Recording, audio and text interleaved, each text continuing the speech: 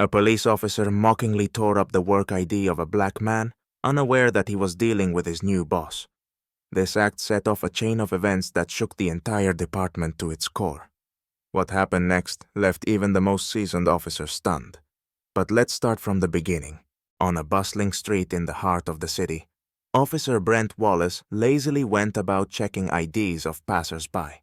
A veteran on the force, Brent was known for his authoritarian style and his frequent tendency to cross boundaries. To him, the job was no longer a calling. It had become a way to assert dominance. He particularly disliked the changes happening in the neighborhood, especially the arrival of new residents, particularly those who, in his opinion, didn't belong here. This time, his attention was drawn to a tall black man in a perfectly tailored dark blue suit.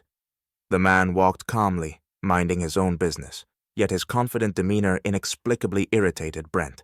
He abruptly stepped in front of him. "Hey, hand over your documents!" Brent barked, not even trying to mask his disdain. The man, maintaining his composure, retrieved his passport and work ID. There was no fear or surprise on his face, only the weariness of someone resigned to yet another tedious encounter. Without a word, he handed the documents to the officer. Brent glanced at the work ID, reading the name, Darnell James. The document clearly indicated that Darnell was employed at a major company nearby. Brent snorted. "A work pass?"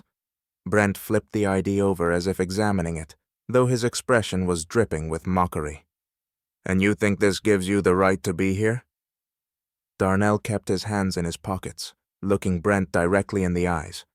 His gaze held no defiance, no submission, just silent dignity. "Officer, this is a legitimate document," Darnell replied calmly. "Legitimate?" Brent laughed loudly. "Here's what I think of your document." With a flourish, Brent tore the work ID in half, then again, before tossing the shreds to the ground. Smirking, he savored the moment. "Why don't you head back to where you came from?" Brent sneered, looking Darnell up and down. "There's no place here for people like you." People passing by slowed their steps, glancing at the scene, but no one dared to intervene. Darnell bent down, collected the torn pieces of his ID, and without saying another word, pulled out his phone. He snapped a photo of Brent, capturing the badge number on his uniform. "Hey, what do you think you're doing?" Brent asked, feeling his grip on the situation slip. "Ensuring my safety," Darnell replied succinctly, his voice calm and assured. He put his phone away, held Brent's gaze for a moment longer, then turned and walked off without looking back. Brent stood there, momentarily unsettled. He didn't like the way Darnell had looked at him, like he knew something Brent didn't. But the discomfort quickly gave way to smugness. Brent smirked, adjusted his belt and holster, and continued on his way, unaware that his actions had just set in motion a chain of events that would change his life forever. The next morning, Darnell James sat at his massive oak desk, reviewing photos and jotting down notes. He was in his new office at the city's police headquarters, where he had recently been appointed Director of Community Relations. The role granted him oversight of the entire department's operations, including citizen complaint reviews. Darnell finished drafting a report on the previous day's incident, attaching a photograph of Brent Wallace's badge and providing a detailed account of the events. He sent the document directly to Police Commissioner Robert Ellis, a man who had personally assured him that the department was committed to eradicating any form of discrimination. Ellis was not only his superior, but someone who took the reputation of the police force very seriously. A few hours later, Brent was summoned to headquarters for an urgent meeting.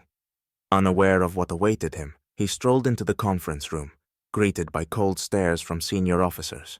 At the center of the room stood Commissioner Ellis, his face stern and resolute. "Officer Wallace," Ellis began, nodding in Brent's direction. "We have a serious matter that requires your explanation." Still confident in his authority, Brent smirked. "Of course, Commissioner. Did something happen?" Ellis gestured to a secretary, who turned on the large monitor. A video recorded by a bystander played on the screen. The footage clearly showed Brent tearing up Darnell's work ID and throwing the pieces to the ground while making derogatory comments. A heavy silence filled the room. Brent's face flushed as he felt the weight of the situation's exposure.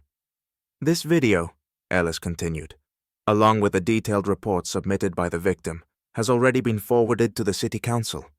Do you understand how your behavior tarnishes the entire department? The victim? Brent stammered, his confidence evaporating. Who is this guy, anyway? The door to the room opened, and Darnell James entered, dressed in a sharp suit. His presence immediately commanded attention. Walking steadily to the table, he locked eyes with Brent. Officer Wallace, Darnell began, his tone calm but firm. We met yesterday. Do you remember me? Brent froze. Recognition dawned on him, but even in his worst imagination, he hadn't considered that the man he had humiliated would turn out to be someone so influential. Darnell James, he introduced himself, extending a hand that Brent didn't dare shake. The new director of community relations, and the man you decided to humiliate yesterday. Brent swallowed hard, speechless. In that moment, he realized just how far he had overstepped, and the consequences that awaited him. We do not tolerate such behavior, Ellis said sternly. You will face disciplinary proceedings, and I advise you to prepare for the worst. Darnell, maintaining his composure, added, Today, you're confronting reality, Officer Wallace. But I'm not here for revenge. I'm here to fix what's been wrong for far too long. Brent felt the ground shift beneath him. What he had dismissed as a trivial act had turned into the catalyst for a reckoning he couldn't escape.